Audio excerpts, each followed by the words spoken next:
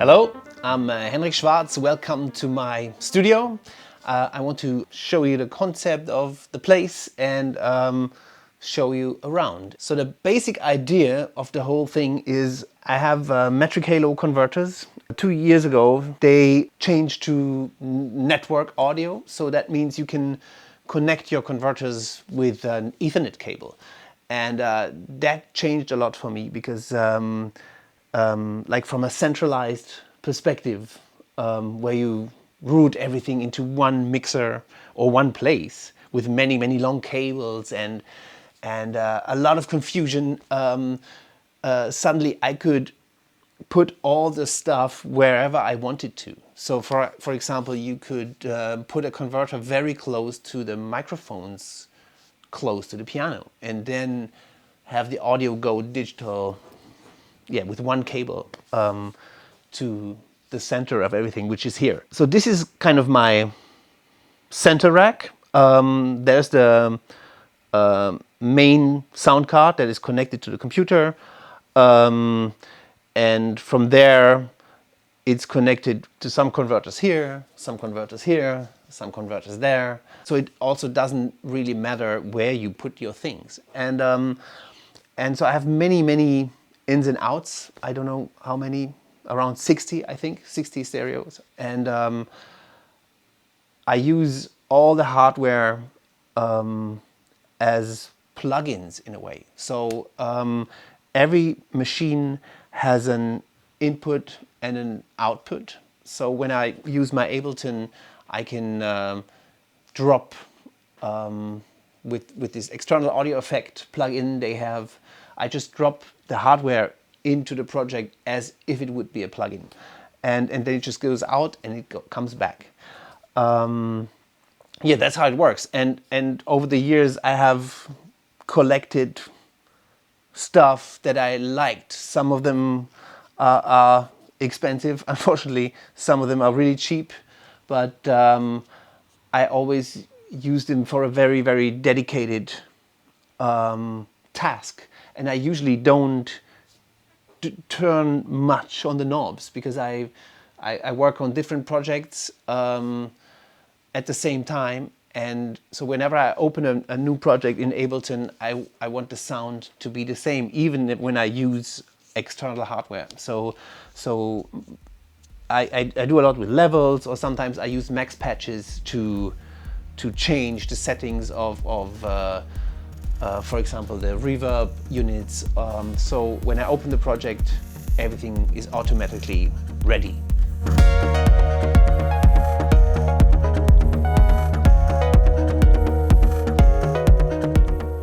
Okay, so let's start here. I have two Moogs Mini Tower Cyrene, beautiful, very strong monosynths. I love the sound. Same for the Korg MS-20. Then I have Dave Smith Tetra since many years. I always wanted a Prophet, but never could afford one. And this was a very good 4-voice solution. Until today, this is a very strong polyphonic synth, and I use it a lot. Then there is my Rhodes connected to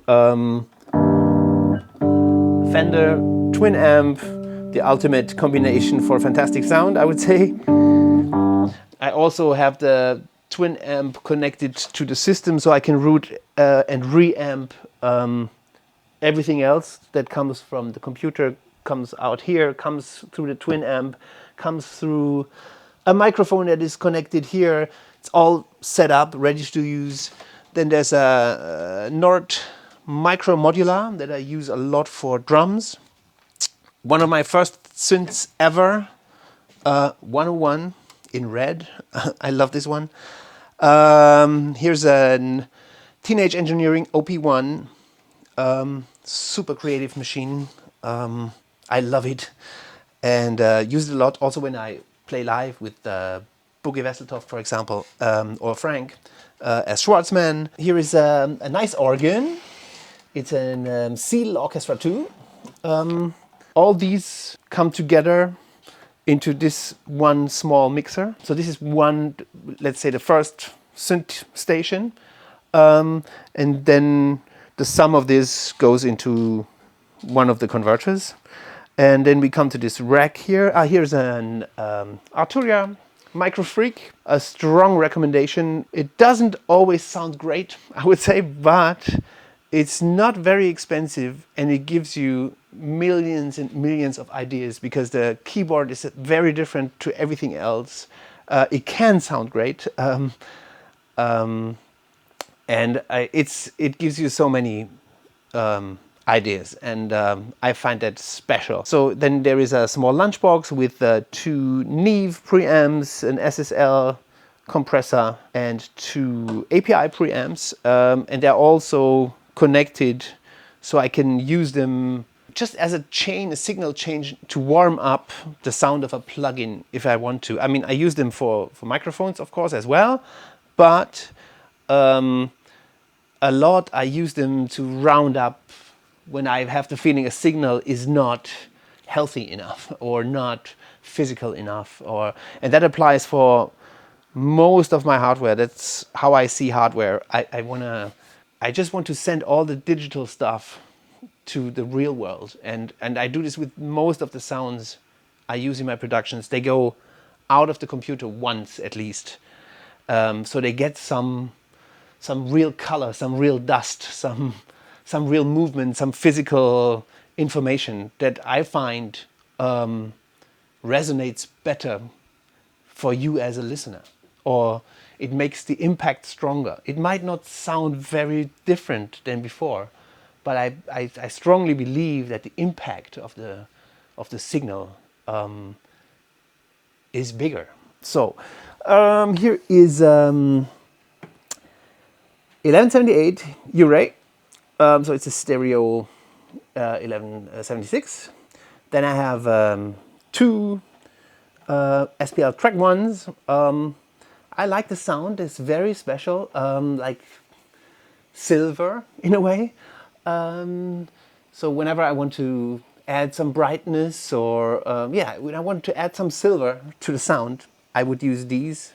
Everything is always stereo because usually all the sounds are stereo. So and mono doesn't work for me for some strange reason. So I try to have all the chains or all the channels in stereo.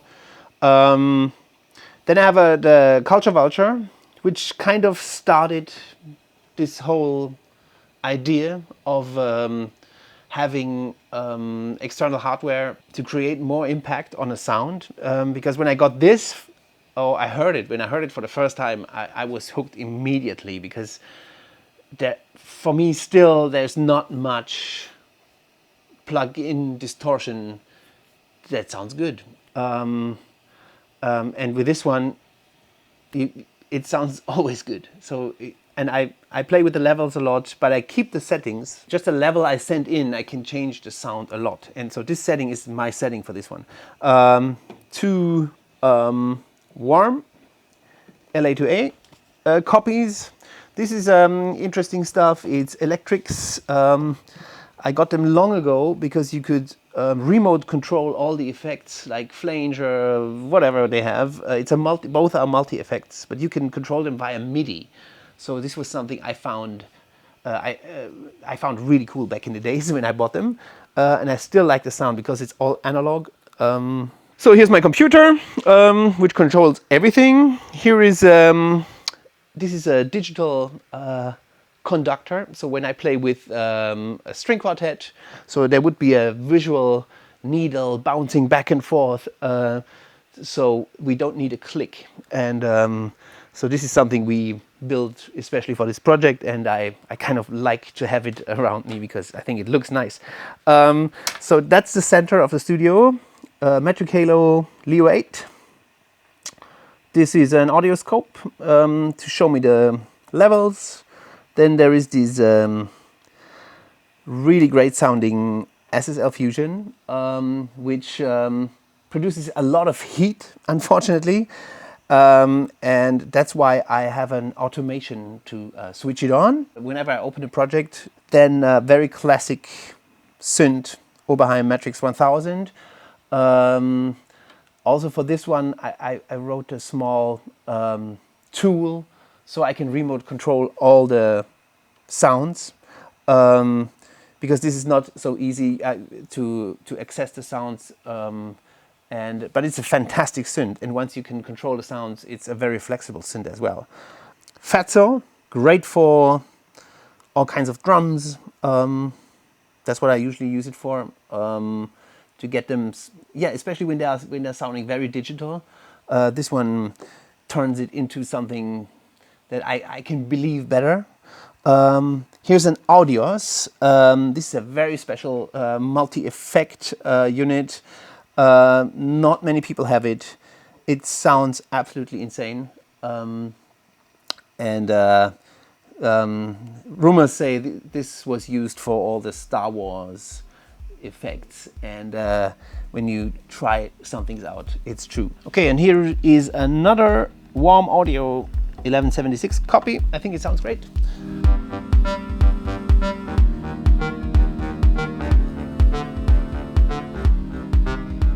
Okay, on to the second synth section and reverb section in a way, which is here on the window. Here is a Roland Boutique Jupiter that I really like. Finally, I just got it 2 weeks ago. New Prophet 5, sounding incredibly wild like the original. I love this one. I can play it via this keyboard or this keyboard, so this is all connected all the time. Classic microKORG, Yamaha CS, also fantastic. This is the second synth station, so all the signals come together in this small mixer here, and then go into one of the converters here. So here's a Dimension D, EQ, Quantec Yardstick, and then what I mentioned before, Lexicon PCM 90. That's a thing that I really love as well, because it gives another dimension that I don't hear in plugins. It adds, for me, it adds realness to any kind of virtual sound, and that I find very important, because then again, it's about the impact that a sound has on you as a listener. This one, beautiful filters, echoes, reverbs. And so here comes this very, very small modular section that I'm just about to try out. So distortion, a mixer, a drum 80909 module. More distortion, because distortion I find very interesting. Again, distortion, tape distortion. Here's a Bricasti M7. More converters. And on here on the bottom, so there's some amps, and there is a Trinnov, which does the room correction, because I couldn't do all physical room correction, because that was very difficult in this room. And so the Trinnov is a digital room correction system, and that's again something that has to do with the concept of the studio. I have one speaker set that is very digital, and that is controlled with the Trinnov. So on my listening sweet spot, all the phase is fine, all the levels are perfect, but it might be a little bit digital sometimes, and that's why I also added this very, very analog system, which has only an amp, and there's not even one other thing inside the speaker. It's just two cables going to a speaker, and a friend of mine built it for me. And this is the most clear analog sound you can get. And there's also a reason why they stand here, because I like a lot when this is the main listening spot. And when I switch to these, the music comes from another perspective, and that's also something I find very important, to just listen to something as if it would be a little bit away. So how does that sound? And if I want to hear the transients, I come here and listen. my beautiful piano, that's also sounding really, really amazing. So for all the mixing, I use this small Icon fader box because I really like to just listen to a sound and set the volume instead of looking at a screen and set a volume, because I think it makes a big difference to just move a fader. And this one I found is feels very good. Then yeah, volume control for all the systems is like a 3D printed MIDI controller. Here's some this is Martin Stimming's fantastic new some compressor. And so here's a visual thing, and that's Stax headphone amp. Here's a funny thing I'm working on. So this, maybe some of you know the Schwarzenator plugin that I wrote, I don't know, 10 or 15 years ago. And so we are building this as a hardware device at the moment. This is the prototype, and I'm excited to announce that it will be available hopefully early next year. Okay, so this is the other side of my studio. It's the kind of experimental laboratory. And since a little bit more than a year, I'm developing my own controllers for my live set. And so I have all kinds of pieces, electronics, like small processors, like a Teensy. As that's a core processor which is inside of these things, and I have a 3D printer in the basement, and so I was trying many things out to build an own controller for my live show. And this is what I came up with. So this is a touch screen. Here's a drum machine. They're all connected to Ableton, and they can read all the clips inside Ableton. I control volumes, of course, start clips, do different things here. Here, for example, I can select the track I want to play, and then all the clips get loaded, and they will be fired from here. And somehow I have the feeling this is just the beginning of something really interesting, because when you start working on your own controllers, you can make them just exactly how you want it, and it also gives you new ideas to play, and I think that's super important. Okay, that's it. Thanks for having me. If you have questions, post them in the comments. I will try to answer them as soon as I can. Thank you.